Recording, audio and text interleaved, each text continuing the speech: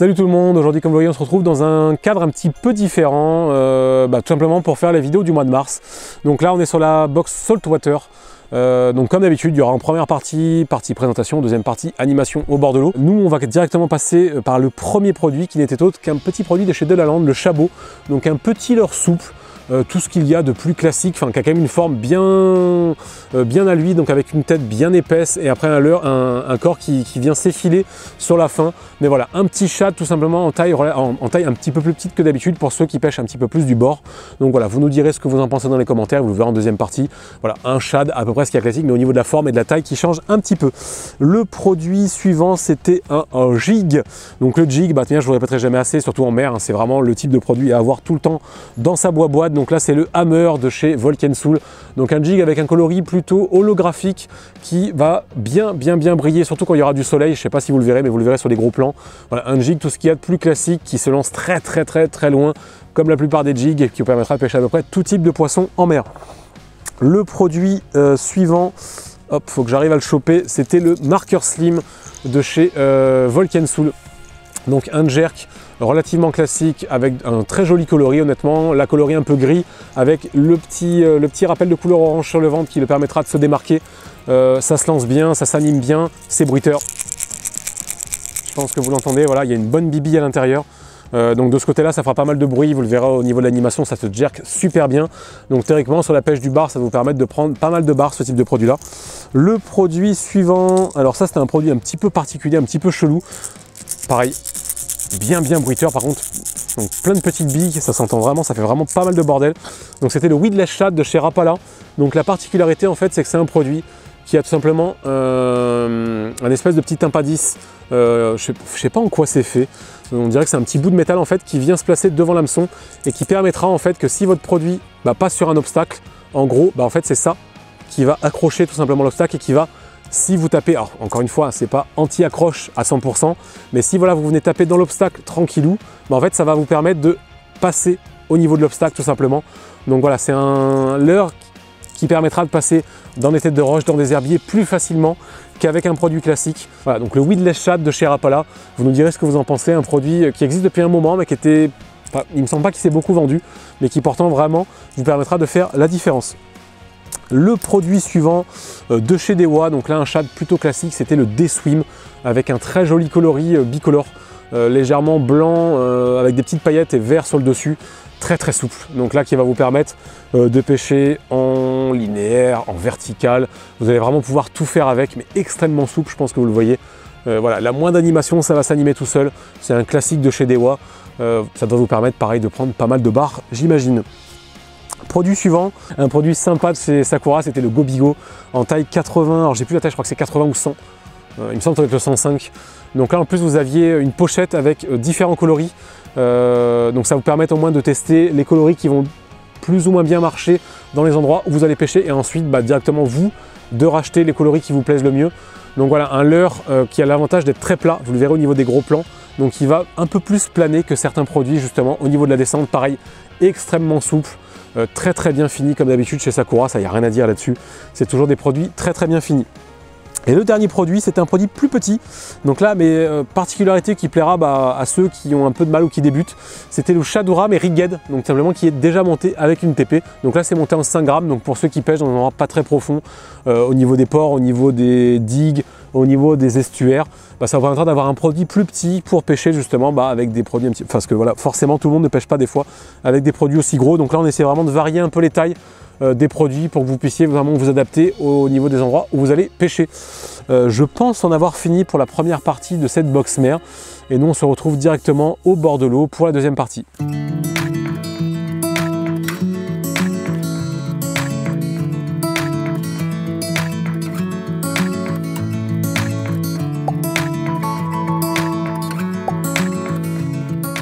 On se retrouve pour la deuxième partie, animation au bord de l'eau, de la box Saltwater.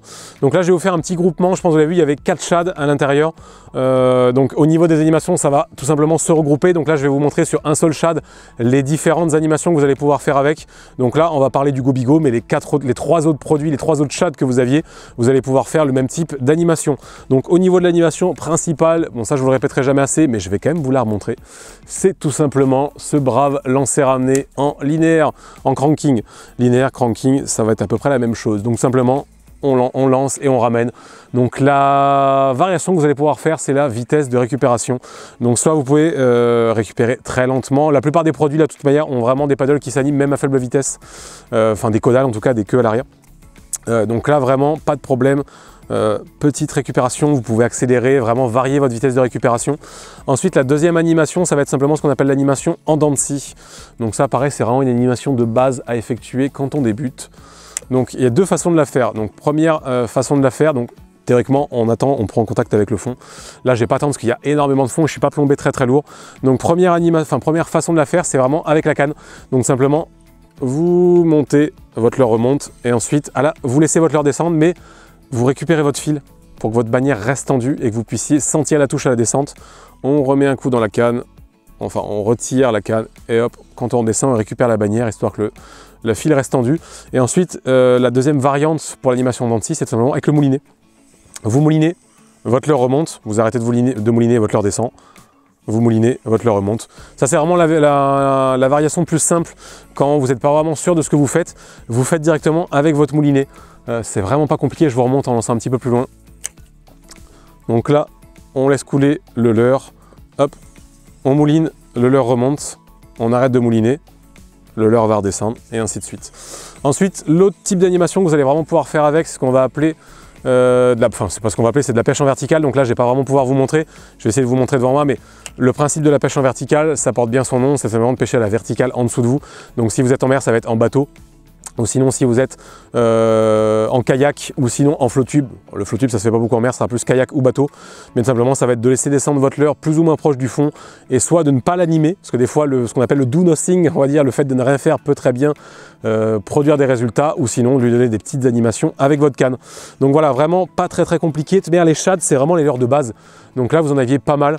C'est vraiment les leurres de base, soit en mer, en eau douce, partout. Vous pouvez faire tous les types d'animations avec, mais surtout vous allez pouvoir varier les coloris et surtout les types de nage, parce qu'ils ont quand même tous une nage un petit peu différente. On passe directement sur le produit suivant. Produit suivant, c'était le jig de chez Volkensoul, le Hammer. Donc un jig, de toute manière, c'est surtout en mer, le leurre de base qui va surtout permettre d'aller pêcher très loin. C'est ça le gros avantage du jig comparé à tous les autres produits, c'est que un produit classique, vous allez lancer à 20 mètres, le jig, vous allez le lancer 2 ou 3 fois plus loin. C'est un bout de plomb qui est aérodynamique, qui a un poids qui est très concentré et du coup ça se lance à des distances complètement folles. Là vous allez voir, je vais juste à peine le lancer et déjà, et encore une fois, là, je vois un endroit de mon moulinet que je n'ai jamais vu. Mais voilà, et là, j'ai pas lancé fort. En lançant fort, je peux gratter encore facile 15-20 mètres. Donc l'animation de base, ça va être du lancer ramené en linéaire avec... Vous pouvez le shooter comme ça, lui mettre des shoots dedans. Hop. Donc on n'hésite pas, on peut ramener vite. Là, je vais vraiment ramener vite pour essayer de ne pas m'accrocher sur le fond. Parce que malheureusement, c'est quand même un produit qui coule très rapidement. Hop. Et comme ça, on le ramène en linéaire. Et on lui met des petites animations. Et ensuite, l'autre très gros avantage du jig, et ce qui va se passer très souvent, même en linéaire, vous voyez, même en linéaire, le leurre fait comme ça en fait, même sans mettre d'animation, le leurre va faire comme ça. Et l'autre animation que vous allez vraiment pouvoir faire avec, c'est de l'animation, de la verticale avec les jigs. Donc mer ou eau douce, je vous invite aussi vraiment à tester, brochet, perche. Si vous avez la chance de connaître des endroits précis à aller pêcher, ou si vous avez un sondeur, vous allez vraiment pouvoir faire des carnages dans certaines situations. La verticale, c'est pas compliqué, vous laissez descendre votre jig, vous attendez, vous posez sur le fond, vous le remontez de 10, 20, 30 cm, 1 mètre, suivant où sont postés les poissons, et ensuite, hop, vous mettez des animations. Donc plus ou moins sèche, vous pouvez mettre des petites tirées ou des grandes tirées pour le refaire remonter vraiment dans la couche d'eau. Et ensuite, vous le laissez redescendre, faites attention à la descente, des fois vous allez prendre des grosses boîtes bien violentes. Mais voilà, vraiment le jig, c'est le produit de base, surtout quand vous pêchez en mer, vous allez en passer beaucoup, vous allez en perdre beaucoup, et ça va vous permettre de prendre quasiment tous les types de poissons. On passe directement sur le produit suivant. Le produit suivant, c'était le Weedless Shad de chez Rapala, donc un produit qui va aussi bien servir en mer qu'en eau douce. Son gros avantage, c'est de pouvoir passer dans les obstacles. Son endroit de prédilection, c'est tout simplement les endroits encombrés, donc les herbiers, les têtes de roche, quand vous êtes en mer et quand vous êtes en eau douce, pareil, les herbiers, les bois morts. C'est vraiment ça son avantage. Alors encore une fois, attention, c'est pas parce qu'il y a la petite protection au niveau de l'hameçon que vous allez pouvoir passer partout. C'est pas non plus anti-accroche. Ça réduit des accroches, mais voilà, il faut faire attention. L'animation de base, pas compliqué, c'est vraiment un produit qui se destine à faire du linéaire. En linéaire, vous allez voir, ça nage vraiment super bien. À mi-chemin entre un jerk ou un crankbait. C'est vraiment un super produit pour ça. Mais voilà, si vous avez des têtes d'herbier, si vous avez des têtes de roche, n'hésitez pas à utiliser ce produit-là pour aller directement dedans. Ça vous évitera de vous accrocher. En tout cas, ça réduira les risques d'accroche. Donc vraiment pas très compliqué, lancer ramener en cranking, en linéaire, mais dans des endroits plus encombrés qu'avec un produit classique. On passe directement sur le dernier produit. Le dernier produit, marqueur slim de chez Volken Soul, donc un jerk, tout ce qu'il y a de plus classique, mais en mer, c'est pareil, le jerk, c'est vraiment un produit de base. Au niveau de l'animation, donc vous allez voir, il y en a plusieurs qui sont disponibles, on va dire, enfin disponibles, qui sont faisables. Hop, première animation, lancer ramener en cranking, je ne vais pas vous la montrer. Ça c'est tout bête. Et ensuite l'autre animation, ça va être le jerk. Ça porte bien son nom. Donc les jerks plus ou moins forts, vous pouvez soit le faire de canne haute, hop, donc voilà, on met des shoots dedans. Et en fait à chaque shoot, le leurre va faire droite, gauche, et ainsi de suite. Donc canne haute, hop, on le jerk. On peut faire les jerks plus ou moins rapides, faire des pauses. Et ensuite vous pouvez le faire canne de côté. Hop, on jerk, on jerk, on jerk. Vraiment tout bête, enfin, c'est vraiment une animation pareil de base quand vous pêchez avec ce type de produit là. Et ensuite vous pouvez le twitcher bien évidemment. Alors on le relance. Le twitcher, donc ça va être en fait le même principe avec des coups beaucoup plus doux, beaucoup plus moins appuyés en fait qu'un jerk. Donc hop, et on met des petits coups rapides comme ça. Hop, ça c'est les twitch. Donc en fait le leurre va moins désaxer. Le jerk il va vraiment aller faire un gros droite, un gros gauche, et le twitch ça va vraiment être des petits.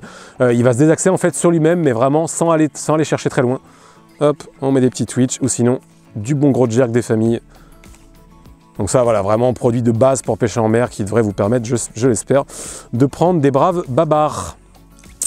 On en a fini pour cette box saltwater. Comme d'habitude, n'hésitez pas dans les commentaires à nous dire ce que vous en avez pensé, si vous avez aimé tout simplement les produits que vous avez à l'intérieur ou non. N'hésitez pas, voilà, on est là pour prendre aussi les améliorations diverses et variées. Moi, tout simplement, écoutez, je vais me rentrer. On a fini ces braves vidéos, mais on se retrouve très bientôt pour d'autres vidéos. Ciao tout le monde.